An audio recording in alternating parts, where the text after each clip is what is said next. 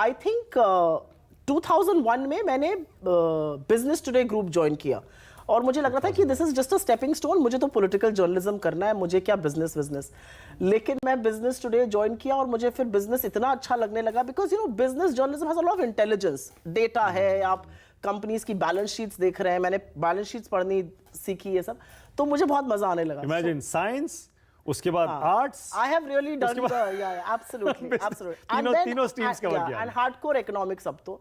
So फिर मैंने business today में I think 2-2.5 साल काम किया and then I joined NDTV Profit which was a business news channel. Again business and then I continued with business। उसके बाद फिर मैंने Economic Times ET Now join किया and I think I stayed in business journalism for almost 19-20 years। तो आपका journalism सारा TV का और उससे पहले जो था वो सारा बिजनेस जर्नलिज्म था, but I think last 10 years मैंने बहुत पॉलिटिकल पॉलिसी किया।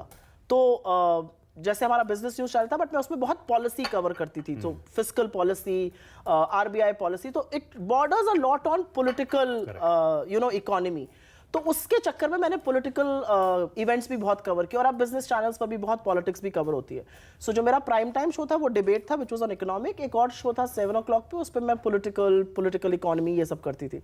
सो मेरा पॉलिटिक्स से वास्ता रहा, बट हार्डकोर पॉलिटिकल जर्नलिज्म जैसे कि ये माइक लेके करने का वो नहीं किया। ओके तो 18-20 साल का आपका टीवी का जर्नलिज्म मोस्टली बिजनेस जर्नलिज्म रहा। उसके बाद आपने बताया इंडियन कि इकोनॉमी बहुत फैसिनेट करती है मुझे, not Indian economy as a whole, और फिर उसमें बहुत मौका मिला। Figures, I love data, I am a data cruncher, मुझे डेटा दे दीजिए, मैं किस डेटा से मैं किसी को भी निस्तनाबूद कर सकती हूँ। I have that confidence in data because मुझे लगता है डेटा, आंकड़ा झूठ नहीं बोलता है, और आंकड़े के आगे अगर आपको आंकड़ा नहीं समझ में आ रहा तो आपकी कुछ गलती है।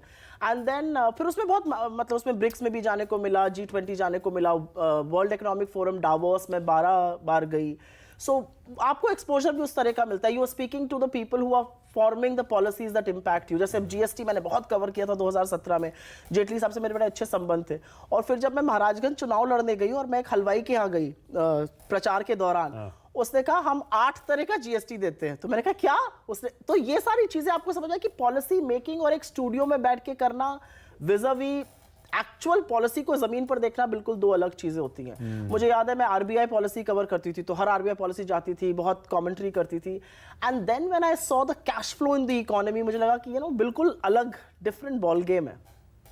तो जब होस्ट करती थी वो टीवी शोज और इंटरव्यूज वगैरह, मजा तो आता होगा, तभी तो आपने 10, 12, 15 साल वो खींचा।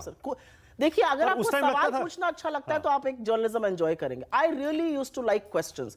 मैं रिसर्च करती थी, फिर मुझे लगता था इसका जवाब तो यही लोग देंगे, तो इनसे पूछना पड़ेगा। तो चाहे वो विपक्ष हो, चाहे वो सत्ता पक्ष हो, चाहे वो सीईओज हो, I mean I have interviewed the top CEOs in the world, but सवाल पूछना अच्छा लगता था। ओके अब बताइए टीवी स्टूडियो से कहां आप सीधे वो धूल फांकने जमीन पर उतर गई? नहीं, but I think that is the real India. आप स्टूडियो की आर्च लाइट्स में बैठकर ये सोच सकते हैं कि आप बहुत, हम सब लोगों को एज एन एंकर लगता है कि हम बहुत बड़ा काम कर रहे हैं और क्या एक्सक्लूसिव क्या।